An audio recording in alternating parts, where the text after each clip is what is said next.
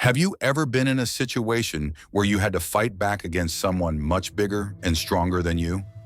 Maybe someone was trying to steal something from you or hurt your family and friends, and in that moment, something incredible happened.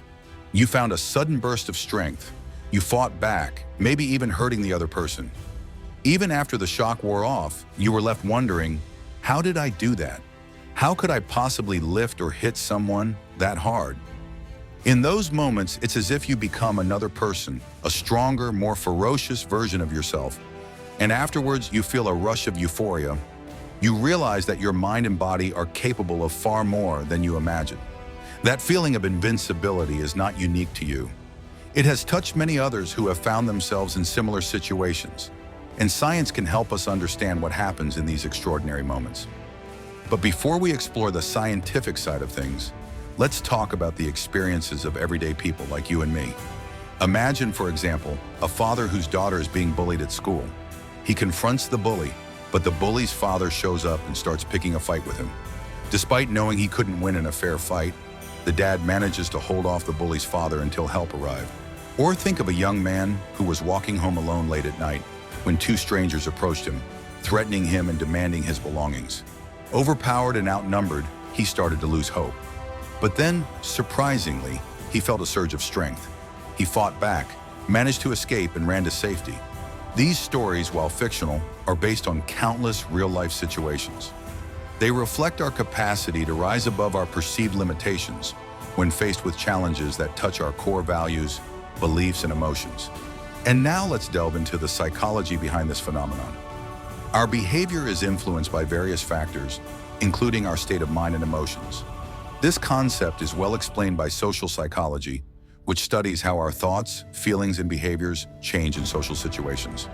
Within this field, there's a particular focus on group behavior, showing us how individuals can behave differently when part of a group compared to when they are alone. This idea is supported by numerous experiments. For instance, researchers explored how people behave differently when given anonymity online, engaging in behaviors they wouldn't normally do in person. This suggests that our emotions can significantly influence our actions. Emotions like anger can trigger a surge of energy, making us feel more capable and stronger than usual. Anger is such a potent emotion that it activates our sympathetic nervous system, preparing our body for immediate action. This physiological response, known as the fight-or-flight response, was studied extensively by Walter Cannon in 1932.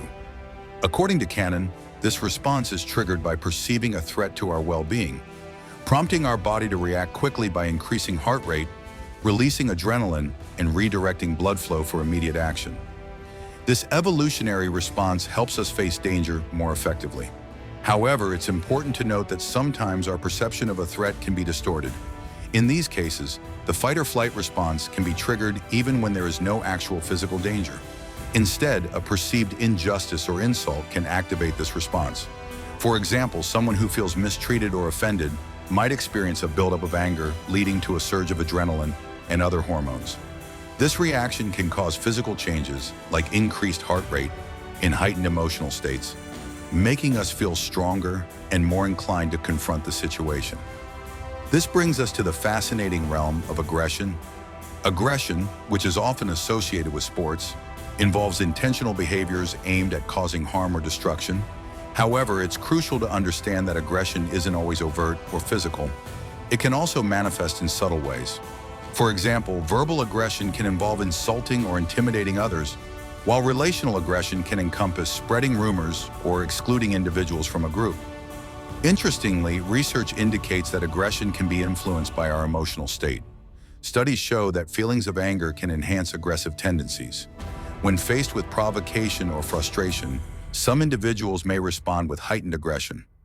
For instance, in a study published in the Journal of Personality and Social Psychology, researchers found that participants who played a computer game while experiencing anger exhibited more aggressive behaviors afterward compared to those who played the game in a neutral mood.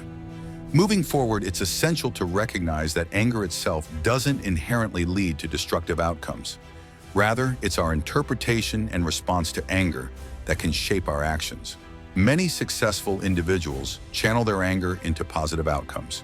Take, for example, J.K. Rowling, the author of the Harry Potter series.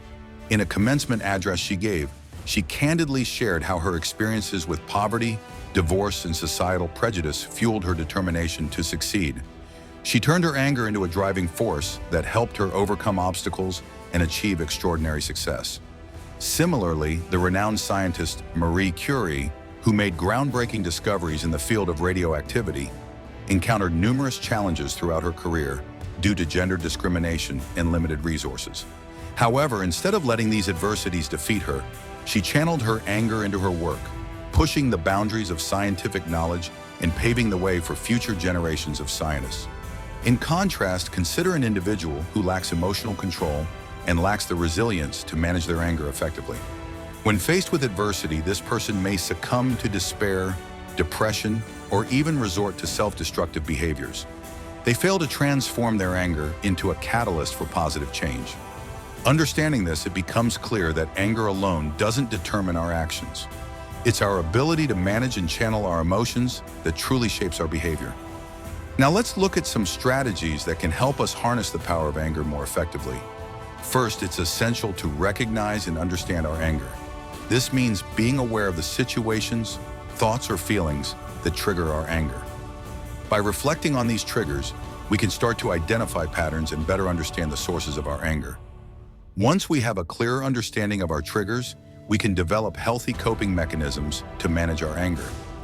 This might include engaging in physical exercise to release pent-up energy, practicing relaxation techniques like deep breathing or meditation, or seeking support from friends or loved ones. It's crucial to find constructive outlets for our anger rather than allowing it to consume us or harm others. Furthermore, it's vital to cultivate self-awareness and emotional regulation skills. This entails recognizing our emotional state and taking proactive steps to modify our reactions. For example, if we feel anger rising within us, we can consciously choose to pause, take a deep breath, and respond in a thoughtful manner rather than reacting impulsively.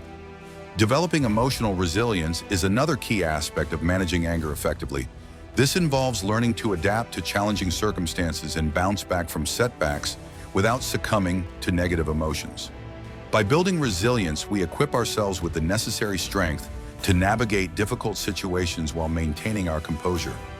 In conclusion, our capacity to channel our emotions into strength is a remarkable aspect of the human experience. While anger alone cannot be considered a virtue, our ability to transform negative emotions into positive outcomes is a testament to our adaptability and resilience. By fostering self-awareness, emotional regulation, and a commitment to personal growth, we can harness the power of our emotions and channel them into constructive pursuits. Let's embrace the strength within us all and strive to become the best versions of ourselves. Before we wrap up today's discussion, I want to leave you with a thought-provoking question. How else do you think our emotions can influence our behavior? Share your thoughts in the comments below. Your insights might offer new perspectives to others who watch this video. Also, if you enjoyed this journey through the science of human emotions, I invite you to check out our other videos. Each one is designed to expand your understanding of the intricate mechanisms that drive our thoughts, feelings, and actions.